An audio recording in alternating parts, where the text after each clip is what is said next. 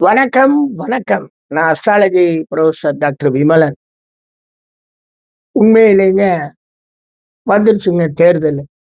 இன்னும் 5 நாள்ல தேர்தல். அவங்கவங்க என்ன சொல்றாங்க, நம்ம ஜோசியர்கள்லாம், இந்த எலக்ஷன் அஸ்ட்ராலஜி இது எப்படி யாரு ஜெயிப்பா, யாரு அரசாட்சிக்கு வருவா, யாரு வருவா எல்லாம் கேட்டுட்டு இருக்காங்க. சத்தியமா ஜோதிடத்துல அந்த கலக்கெல்லாம் கிடையாதுங்க. இவங்க தான் அரசுக்கு வருவாங்கன்னு சொல்லியும் ஜாதக அமைப்புல கோள்கள் கிடையாது. என்ன காரணம் அப்படின்னு கேட்டீங்கன்னா, 5 கோள் உச்சமாகி பிறந்தாரு. அப்படி இல்ல 4 கோள் உச்சம். அவர் அவதார புருஷராக பிறந்தார்ன்னு சொல்ல ராமர் கூட 10 வருஷம் காட்டுல இருந்ததாக கதை. அது கதையாவே இருக்கட்டும். இங்க என்னடா அப்படின்னு கேட்டீங்கன்னா, எல்லாருமே ஜெயிச்சிருவாங்க. ஜெயிக்காதவங்க யாருமே கிடையாது. கட்சியினுடைய தலைவர்கள் தங்களுக்கு தேவையான தொகுதிகள்ல ஜெயிக்கிறதுக்கு வாய்ப்பு இருக்கு. 1, 2 சாதாரண கட்சிக்காரங்க வேணா தொக்கலாம். மீதி பெரிய கட்சிக்காரங்க எல்லாருமே ஜெயிச்சுக்குவாங்க. அவங்க தான் சட்டசபைக்கு போறாங்க. அவங்க தனிப்பட்ட ஜாதகத்தை வச்சு நீங்க பாத்தீங்கன்னாலும் அவங்கெல்லாம் ஜெயிக்கிறது கரெக்டா வந்துடும். அவங்க கட்சி ஆரம்பிச்ச ஜாதகத்தை வச்சு ஜெயிக்கணுமா? ஆச்சரியமா இருக்கு. கட்சி ஆரம்பிச்ச நேரத்துல கட்சியை வச்சு என்ன செய்ய போறீங்க? உடனே அந்த கட்சிக்கு நேரம் அந்த இதை அமைப்பெல்லாம் வச்சு அதுல வேற ஒருத்தர் கோச்சார ரீதியாக வேற கணக்கு போடணுமா? அட பாவிகளா, இன்னுமா கோச்சாரத்தை கையில புடிச்சுக்கிட்டு பலன் சொல்லணும்னு அலையிறீங்க? ஏன் கோச்சாரம் சந்திரனை மாத்திரம் மையப்படுத்தி பேசக்கூடியது. அங்க வேற கோள்களுக்கு இடம் இல்ல. இந்த ராசி என்ன, அந்த ராசிக்கு இன்னைக்கு இருக்கிற கோள்கள் என்ன பலன் சொல்லுன்னு சொல்றது. ஆனா ஜாதகம்ங்கிறது அவன் லக்னம் 12 பாவம் 9 கோள்கள். அதுக்கு பலன் சொல்ல சொன்னா கிடையாதான். என்ன நான் சொல்றேன்ல, எலெக்ஷன் அஸ்ட்ராலஜின்னு முன்னொரு காலத்துல சும்மா வாய்க்கு வந்ததை சொல்லி வாய் பழு புளிச்சிச்சோ மாங்காய் பழிச்சிச்சோன்னு சொல்லி போனது. ஒருத்தர் சொல்றார் ஜோதிடத்துக்கு பலிதம் வேணும் அப்படின்னு. அப்ப கணக்கு வேணாமா? பலிதம் வேணுங்கிறவன் ஏன்டா எங்க ஜோசியத்தை போட்டு கொள்றீங்க? அருள்வாக்கு ஜோசியர்னு போக வேண்டியது தானே. யாரு வேணாம்னா வாக்கு ஜோதிடர், அருள்வாக்கு சித்தர். சித்தர் பாவம்ங்க. இந்த சித்தைங்கெல்லாம் என்ன பாடுபடுறாங்களோ இவங்க வாய்க்குள்ள எல்லாம் நுழைஞ்சு. ஏகப்பட்ட பொய்யங்க. கொஞ்சம் கூட கஷ்டம் வருத்தமே பட மாட்டேங்கிறான் பொய் சொல்றோம் அப்படிங்கிறதுல. ஒண்ணு எலெக்ஷன் அஸ்ட்ராலஜி அதெல்லாம் நீங்க கேட்காதீங்க. சொல்றவங்கன்னா அவங்கெல்லாம் பெரிய ஞானிகளா இருப்பாங்க. ஒரு ஆள் நான் இந்த அடிப்படையில சொல்றேன்னு ஒரு அடிப்படை விதியை நமக்கு கொடுத்துட்டான்னு வைங்க, அவனுக்கு ஒரு 1,00,000 ரூபாய் பிரைஸ் கொடுக்கலாம். நான் இந்த எலெக்ஷன் அஸ்ட்ராலஜிங்கிறது கிடையாதுன்னா 2014 வந்த தேர்தல் அப்பவே நான் போட்ட எலெக்ஷன் அஸ்ட்ராலஜி கிடையாதுங்க. எல்லாம் இவங்க ஜெயிக்கிறாங்க வைக்கிறாங்கன்னா ஜோதிடத்துல இந்த அமைப்பு இருந்தால் இந்த கட்சி வரும்லாம் சொல்றதெல்லாம் உலக மகா ஹம்பக்குங்க. அது கிடையாது. தனி மனுஷ ஜாதகம் தான் சொல்ல முடியும். அது 100% ஒர்க் ஆகும், நல்லாவும் வரும். தனிப்பட்ட மனிதனுக்கு தான் எல்லாமே அங்க. என்ன ஜோதிட சாத்திரத்துல இவங்க ஆட்சி அமைப்பாங்க அப்படின்னா, நான் தான் சொன்னேன், நிக்கிற எல்லாருடைய ஜாதகத்தையும் பார்த்து யாருக்கெல்லாம் நல்லா இருக்குன்னு பார்த்து அவங்க கூட்டம் எந்த கூட்டமோ அது ஆட்சி அமைக்கும்னு சொல்லலாம்.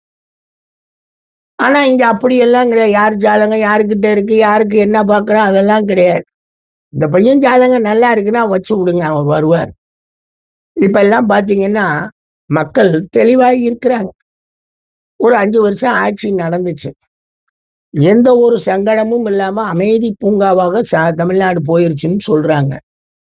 அப்படி போறப்ப உங்களுக்கு எதிர்ப்பு காட்டவோ எதிர்ப்பு சொல்லவோ எங்கேயும் அசம்பாவிதங்கள் நடக்கவோ எதுவும் இல்லை. அது பாட்டுக்கு அழகா போயிருக்கு. அப்படிங்கிறப்ப ஏன் இந்த ஆட்சியை 5 வருஷம் தொடரட்டுமேன்னு ஒரு குரூப்பு ஹேசியம் சொல்றாங்க. இன்னொரு குரூப்பு புதிதாக ஒருத்தர் வந்திருக்காரு, ஒருத்தர் வந்தவர் அவர் மாற்றம் வேணும்ட்டு அவர் வந்திருக்காரு அப்படின்னு சொல்லி அவருக்கு இந்த பசங்கள், இந்த மோகங்கள் உள்ள பசங்கள், அதாவது சினிமா மோகம் உள்ள பசங்கள் வருவார்னு அவரை சொல்றாங்க. இன்னொருத்தவங்க என்ன சொல்றாங்க, அற்புதமான மாமனிதர்கள் நடத்திய ஒரு கட்சி, அந்த கட்சியில இன்னைக்கு சாதாரண ஆளுகள்லாம் நின்று அந்த கட்சியை இல்லாம பண்ணி கொடுமை பண்ணியிருக்காங்க அப்படின்னு சொல்றாங்க. ஆக இங்கிட்ட இந்த இதை ஜோதிடத்துல இப்ப பலன்கள் சொல்றவங்க பார்த்தாங்கன்னா, டிஎம்கே வரும் அப்படின்னு சொல்றாங்கன்னா அவங்க அரசியல் தான் சொல்றாங்களே தவிர ஜோதிடம் சொல்லல. அதிமுக தான் வராது அப்படின்னு ஒருத்தவங்க சொல்றாங்கன்னா அவங்க ஜோதிடம் தான் சொல்றாங்க. அவங்க ஜோதிடம் சொல்லல, அரசியல் தான் சொல்றாங்க. நடிகருடைய கட்சி தான் வரும் அப்படின்னு சொல்றவங்க ஜோதிடம் சொல்லல, அரசியல சொல்றாங்க.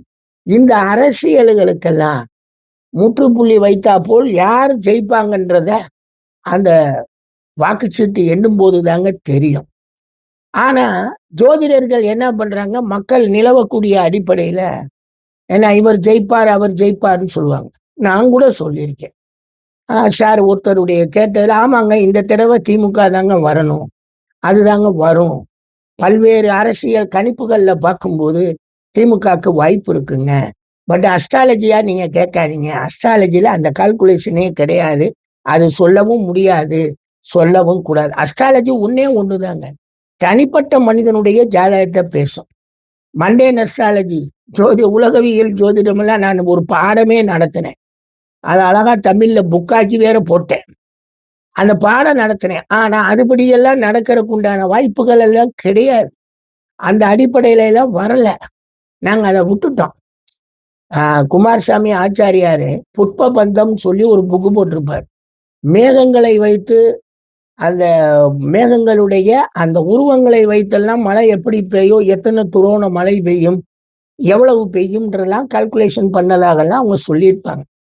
பட் இன்னைக்கு காலத்துல அது கிடையாது. இன்னைக்கு காலத்துல எல்லாம் எல்லாமே செயற்கை, எதுவுமே இயற்கை இல்லாம போயிடுச்சு. அப்படிங்கிறப்ப இந்த செயற்கை இருக்கிறப்ப எல்லாமே வந்துருது இல்ல, மாறிடுச்சுல நிலைமை எல்லாம். 6 மாதம் விளைந்த அரிசி எல்லாம் இப்ப 3 மாதத்துக்குள்ளே எல்லாம் முடிஞ்சு போகுது. அப்படிங்கிறப்ப நிறைய மாற்றங்கள் இருக்கு.